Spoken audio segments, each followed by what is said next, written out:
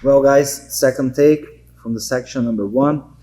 I'm gonna combine two movements that I also build pretty much at the same time.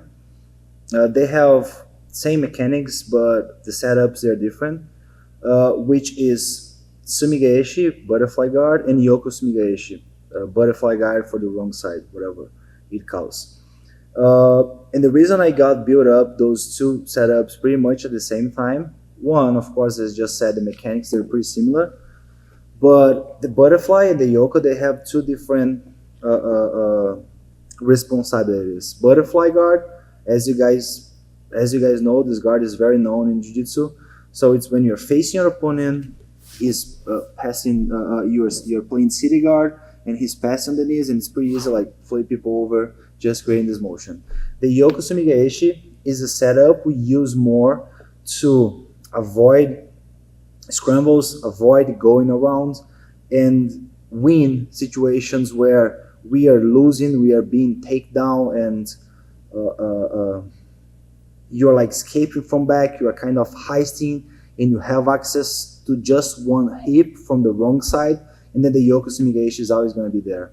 So those two techniques, my butterfly sweep always was great, like since forever. Somehow, I think my long legs kind of helped me. But the Yoko Sumi Gaeshi is something that I increment on my game when I got here, because I was able to realize how powerful Yoko Sumi Gaeshi is. And because of, at no-gi, we have so many scrambles from takedown, so many scrambles from trying to take the back, so many scrambles from trying pinning people down.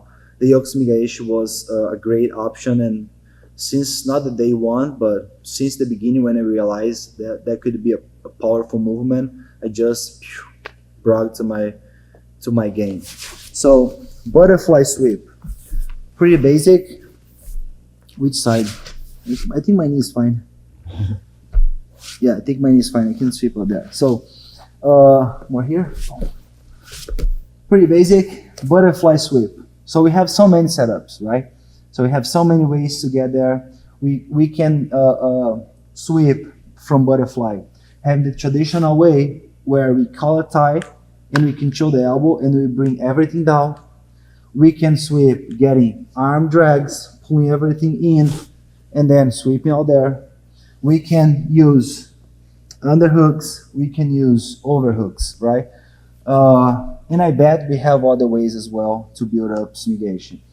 But the main point about Sumi Gaeshi, and probably you guys heard before from other coaches, is bring his head ahead of his hip line and try touch the mats and try and force your opponent to touch the mats with his shoulder and head before you start your lifting action. Why? Because if his head is lower than his hips are lighter, right? So the main mistake about Sumi Gaeshi is when we are here, he has his base very upright. I control elbow and head, which is not hard to get, to be honest. I can get collar tie and I get elbow control and I try just send him to the side. He's too heavy in here. Even I'm being way stronger than Fernando, like few times more. It's hard for me. I try, but I cannot get it. So what I should do, instead of try send him right away, I have to start break him down by using my body weight and my action of leaning diagonal backwards like here to force him to touch shoulder and head on the mats like here. So I just lean, as you guys can see, I forgot to say, I built up already my butterfly hook here, fighting against one hip, my other leg I bent, and from this position we can start lean backwards and then face the situation where, because I'm leaning diagonal instead of like here, I'm not getting stuck underneath my opponent's body. I'm always leaning diagonal to the side because my main goal is bringing his shoulder and head like right here. So I start leaning to my side and bring everything down. So as I feel his head is coming down, his hip starts to get up, and right now it's easy for me to extend my leg. And instead of only extend my leg to the side like here, which could work, what I want to do is keep lifting him until I feel he's losing his balance. So right now, even if Fernando starts to extend his leg while I'm extending mine, it's going to be easy for me reach my full leg extension and then climb a little bit on my knee sweeping him towards that direction. So the actual work to Sumi Gaeshi, I'm gonna just show one alone. So it's lean, bring everything to the mats, place my shoulder on the mats, and control my opponent's body out here. Start my lifting action, but do not finish with the leg extension.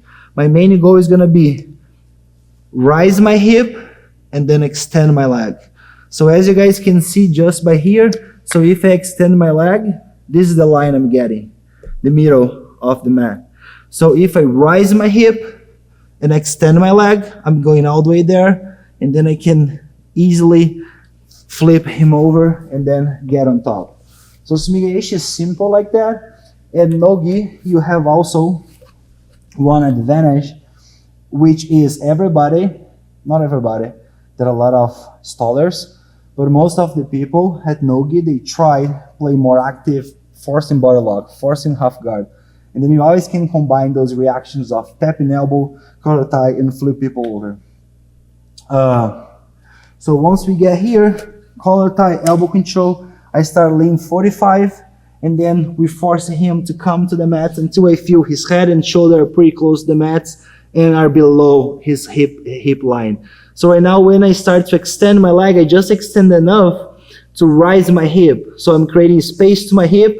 Even if Fernando bases out with his right leg, I start to climb, and it's pretty easy to send him out there and then get on top, or either force half guard or either going straight to mount from this position.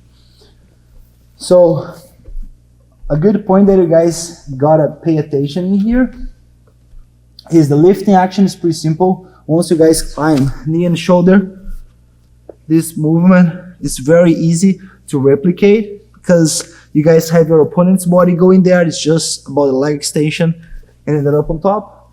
It's also the way you guys are playing city guard here to not feel vulnerable or be naive about shields and frames. Just come more here. So if I'm playing butterfly, actually I had to explain this idea in the beginning, but I forgot. So this is why we are coming back to the right spot.